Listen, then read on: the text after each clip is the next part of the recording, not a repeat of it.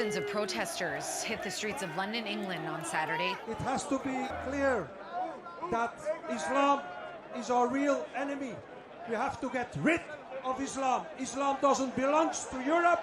Islam doesn't belong to the UK. They need to stop. It's tearing us apart. Lots of people are seeing a rise in anti-Muslim hate crime.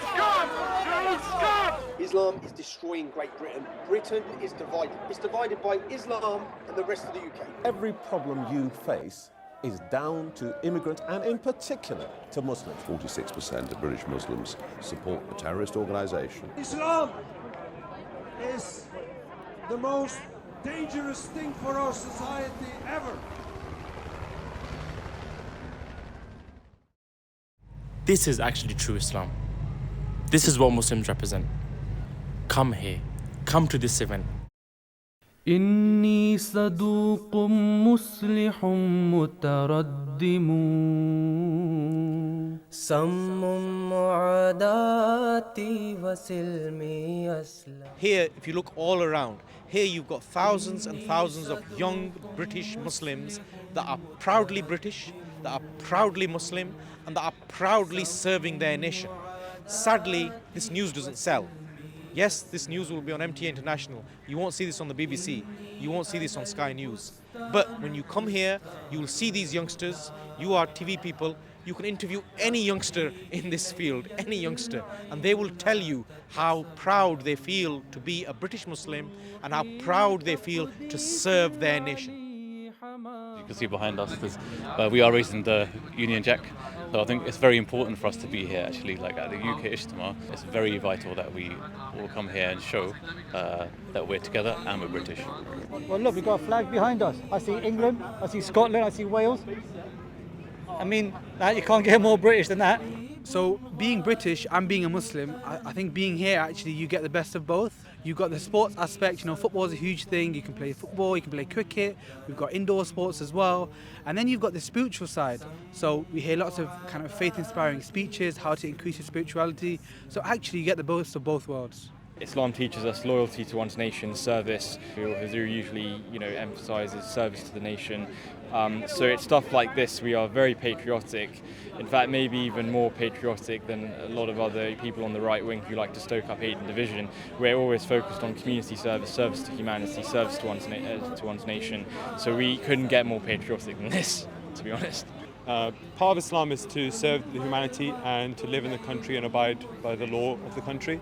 I think we do that by offering services for the humanity, such as litter picking on the New Year's Day, tree plantation up and down the country, and just general charity collections that we do across the nation. One of the most Islamic things you can do is be loyal to your neighbour, to your country, and to treat them with respect, not judge them. And Sharia law, is the same as the law we live in, because Islam teaches us to follow the law of the land, and we have to be respectful of that. And I don't see any incongruity there. Our pledge, our Khuddam pledge, our Atfal pledge, talks about loyalty to the country, right? I shall be ready to sacrifice my life, wealth, time and honor for the sake of my country, faith. My country is mentioned in there. So we take this pledge, it's important to us. We're British Muslims, and loyalty to one's country is inherent in our faith. Any kind of disorder created by Muslims in the country in which they live is contrary to their faith. It's against Islam. Even if you are different religions, different faiths, you still live on the same land. You still protect that land. You've got to be loyal to that land. Salli ala nabiyyina. What we are doing here is not something secret. It's not a secret cult. It's a way to bring peace to the world. They come here to train us how to go out to be a good person, We're here because we want to win over the hearts of the people. We want to, through peace, as exemplified by the Holy Prophet ﷺ, we want to be spreading over the message of love and peace, and that Islam is the right way to save the world from the destruction it's heading towards. So being at the Ijtema to me is about brotherhood, it's about unity and about community. Especially being part of Khuddamul Ahmadiyya, we know what the true message of Islam is. We know why we're Muslim and what we believe in. So it feels good to be amongst people that believe in the same cause, believe in the same message. Also, it shows the misconception that a lot of people have what Islam is versus what Islam in reality is. Every time I come, it really just invigorates my faith in Ahmadiyya. It makes me feel I'm part of something much bigger than myself. It shapes you growing up, right? So Ijtema is where you make your friends for life. It's good that we all come together from up and down the country. I've got friends up in Midlands, I've got friends up in Scotland, and to see them, a couple of times a year, especially at the Ijtema, is really good.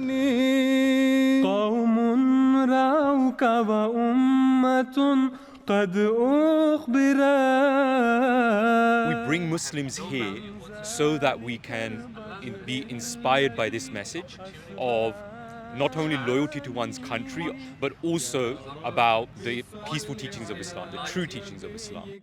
You learn skills from Ijtemas. For example, the competitions is a perfect example. It builds up your confidence, it builds up your self-esteem. Our Ahmadi kids and youth, mashallah, they're very, very outspoken and confident when it comes to public speaking. I think it's a robust way of expressing our Muslim identity. If you look at the programme, the fact that we have congregational namaz, that's the number one thing which Azur emphasises a lot, that we should be reading namaz in congregation. And the fact that we're just meeting, like right now, meeting fellow Muslim brothers and then talking about increasing our faith, then reflecting, oh look, you're at the Ijtema.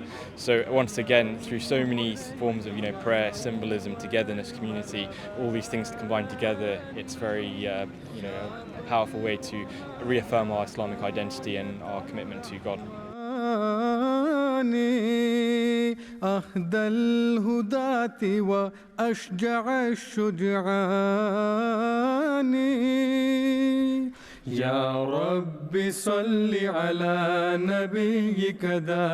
The only religion that preaches Islam now is Jamaatul Ahmadiyya, and of course because we have one leadership, it is the same voice across the world. I find like every year Hazur mentions something, there'll be something that he'll mention and it will just click to you this is so relevant, so current. I wasn't even thinking about this thing. For example, with that pledge 2 years ago, where Hazur mentioned about we should all be doing more tabligh.